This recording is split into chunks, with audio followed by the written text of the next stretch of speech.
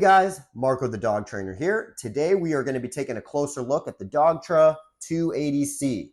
Now, any type of off-leash equipment, electronic collars, advanced collars, I am almost exclusively going to be recommending Dogtra. In the last 8 years of my career, I've had great results with them. Anytime I've had to call the company, they've been super, super helpful. So it's really one of the main brands that I feel comfortable referring to friends and family and clients and anybody like that. Now, every video I post, I'm always going to start with a caution saying I am a professional dog trainer, so I really understand the importance of how we use this equipment and how we introduce it and how we prepare our dogs before we even put this collar on them.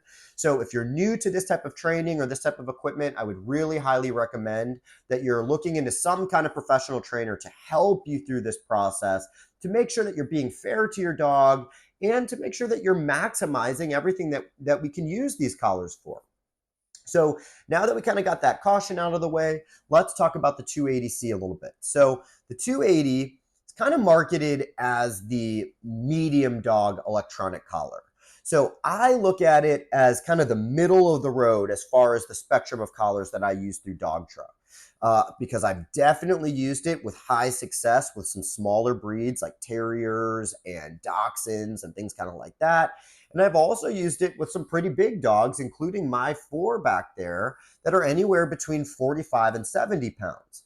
So this collar might not work for every single big dog, or it might not be the right fit for every small dog, but this is probably the most flexible collar as far as the variety of dogs you can use it on.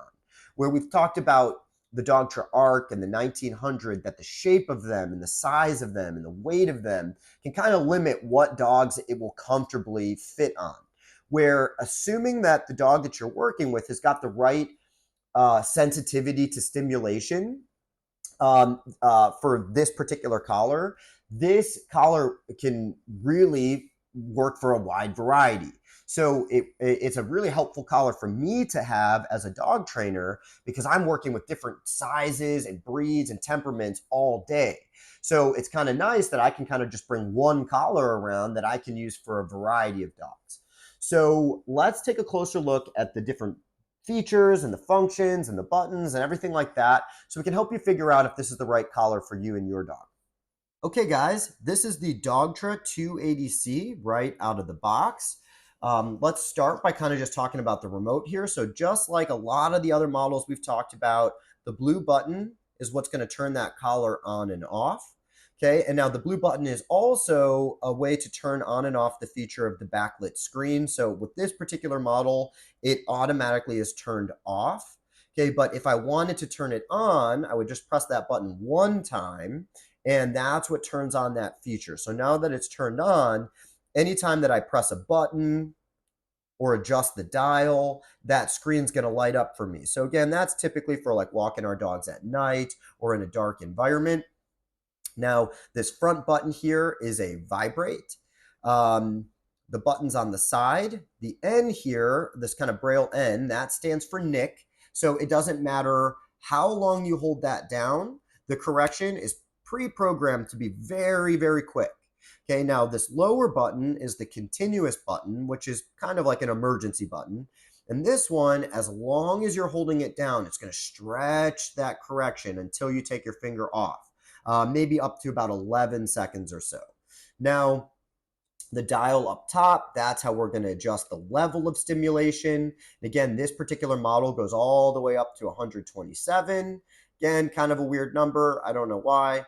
But let's think of 10 as 1, 20 as 2, 30 as 3. But again, I like Dogtra because their models are very, very precise. So you can kind of adjust just the perfect level of stimulation. So that way we're not overdoing it or underdoing it. Now, all of these remotes are going to come standard with the lanyard.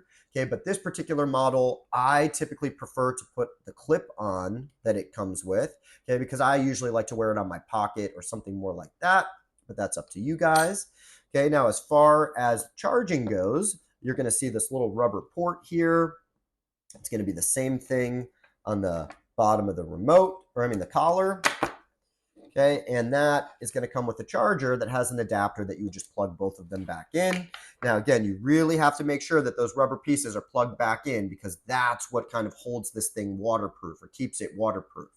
Now, as far as the collar itself goes, okay, the way that we turn this on and off, I'm pretty sure that they do it this way as a safety feature, that instead of having a button on here, they use a magnet system. So you see this little red dot here. There's going to be a little red dot on the back of your remote. Okay, if you just hold them together, see how that light turned green there? That's how you know that it's turned on. It should blink green every couple seconds. You're going to see the same thing on the remote here. If you ever start to see them blinking red or orange, that usually means that they're dying and need to be charged. Now, if I wanted to turn this off, it's going to be the same thing, that you hold it together until it turns red. Now, just like most other Dogtra models, these contact points, they can be replaced for bigger or shorter ones depending on what your dog's fur is like. And like a lot of other models, the strap is going to be a lot bigger than what you probably need. So the majority of my clients are going to end up cutting off a good chunk of that.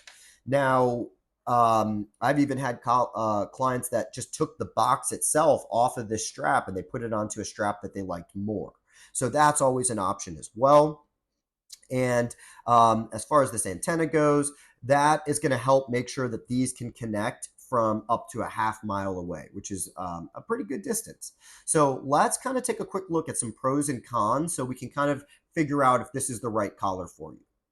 Okay, guys, before we wrap up our video of the Dogtra 280C, let's just really quickly go through some pros and cons of this particular model. So the first pro that I really like about it is that it works up to about a half-mile away. And for a smaller collar, that's a pretty good distance. A lot of people are never going to be further than a half-mile away from their dog off leash. So that's the first thing. Now, the second thing is that it is one of the more flexible and versatile collars that Dogtra offers. It has a pretty strong level of stimulation for its size. The weight of it and the shape of it is not going to give you too many limitations on what size dog can wear it. So it tends to be a pretty good middle of the road collar. Now, the third thing that I really like about it is that it's fully waterproof, where some of the other models that are similar don't have that availability to get wet the same way. So, again, any dog that likes swimming, running through streams, playing in the rain, that waterproof feature can be really nice. Then I'd say the last big advantage of this particular model versus some ones that are similar to it is the digital display on the remote. That can be really nice, having the backlit screen. So like late at night, you can see what you're doing, when you're going for a walk. It's also nice to have that really precise level of adjusting the stimulation. And I'm also a big fan of having the option to put on the clip on the back of the remote so I can wear it on my pocket as opposed to wearing it like a lanyard. So those are all the things that I really, really like about this collar. Now, the only downside to this particular model is that it's not very easily upgraded to a two-dog system. So like I said before, they do have what they call the 282 system, which is basically a box that comes with two collars and a remote that's ready to be used as a two-dog system. But you would have to make that choice right out of the gate and buy it that way.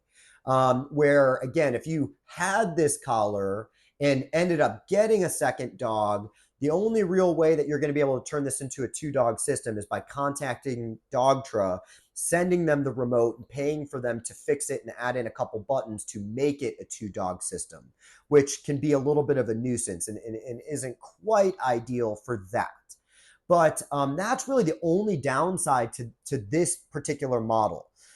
So outside of that, I'm going to be making some videos comparing and contrasting similar models. So you guys can kind of figure out which route is going to work best for you specifically. So thank you guys so much for watching, and I'll see you guys in the next video.